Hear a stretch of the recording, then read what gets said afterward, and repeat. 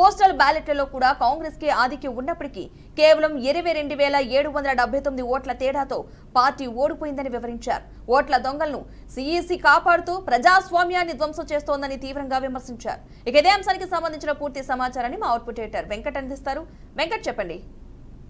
రాహుల్ గాంధీ ఓట్ల చోరీకి సంబంధించి అంటే బీజేపీ ప్రభుత్వం అదేవిధంగా ఈసీ ఇద్దరు కుమ్మక్కై ఓట్ల చోరీకి పాల్పడ్డారు.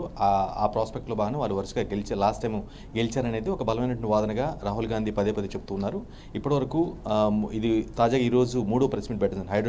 హైడ్రోజన్ బాంబ్ పేరిట హర్యానా ఎన్నికల్లో ఏం జరిగింది అనే విషయాన్ని ఆయన వివరించే ప్రయత్నం చెప్పారు. మొదట ఫస్ట్ టైం పెట్టినప్పుడు కర్ణాటకలో ఉన్నటువంటి కర్ణాటక సంబంధించిన కర్ణాటకలో ఎలాంటి జరిగింది, ఒక మహాదేవ్పూర్ కాన్స్టిట్యుయెన్సీని ఒక ఉదాహరణ తీసుకుని అక్కడ దొంగ ఓట్లు ఎలా యాడ్ అయ్యాయనే విషయం చెప్పారు. సెకండ్ టైము కర్ణాటక సంబంధించే మరోసారి ప్రెస్ మీట్ పెట్టి అలంద కాన్స్టిట్యుయెన్సీలో ఎటువంటి ఓట్ల స్వాపింగ్ ఎలా జరిగిందనే అంశాన్ని వివరించే ప్రయత్నం చేశారు. థర్డ్ టైం ఇప్పుడు పెట్టినటువంటి ప్రెస్ మీట్లో హైడ్రోజన్ బాంబ్ పేరిట ఓట్ల అంటే హర్యానా ఎన్నికల్లో ఇట్లా ఓట్ల చోరీ జరిగిందనే ఒక అంశాన్ని ఆయన క్లియర్ కట్గా వివరించే ప్రయత్నం చేయడం జరిగింది.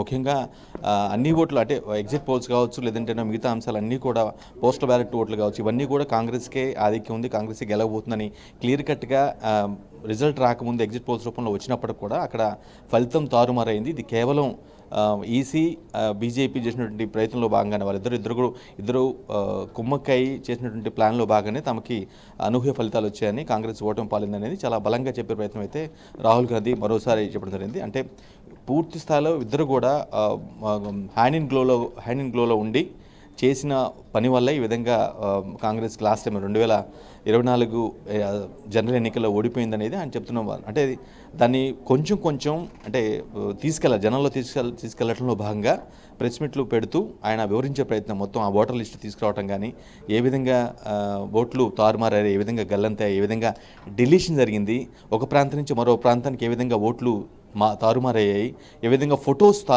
మార్చేశారనే అంశాన్ని ఆయన 1 by 1 చెప్పే ప్రయత్నం చేస్తున్నారు. నిజానికి హర్యానా ఎన్నికల్లో ఖచ్చితంగా కాంగ్రెస్ గెలిపే, కానీ ఏదైతే ఒక కుట్ల ప్రయత్నం చేశారో అంటే ఇది అంతా రాహుల్ గాంధీ వర్షన్గా మనం భావించాల్సిన అవసరం ఉంది. ఆయన చెప్పే బలమైన వాదన ఏంటంటే ఖచ్చితంగా దీన్ని వాళ్ళు ఒక మ్యానిపులేట్ చేసేసి ఒక ప్రీ ప్లాన్డ్గానే చేసినటువంటి అటెంప్ట్లో భాగంగానే మొత్తం కూడా ఓట్లు తారుమారవి కాంగ్రెస్ ఓడిపోయిందనేది రాహుల్ గాంధీ చెప్తున్నారు. సో ఖచ్చితంగా సిఈసి ఎవరైతే బాధ్యులు ఉన్నారో దీనికి సంబంధించి అంటే ఈ విధంగా చేయడంలో అక్రమ మార్గాన్ని అనుసరించడం, గెలిపే లక్ష్యంగా కొన్ని మాల్ ప్రాక్టీసెస్ ఎవరైతే పాల్పడారో వారిని సిఈసి కాపాడుతుందో వారిపై చర్యలు తీసుకోవట్లేదని చాలా బలంగా రాహుల్ గాంధీ చెప్తూ ఉన్నారు.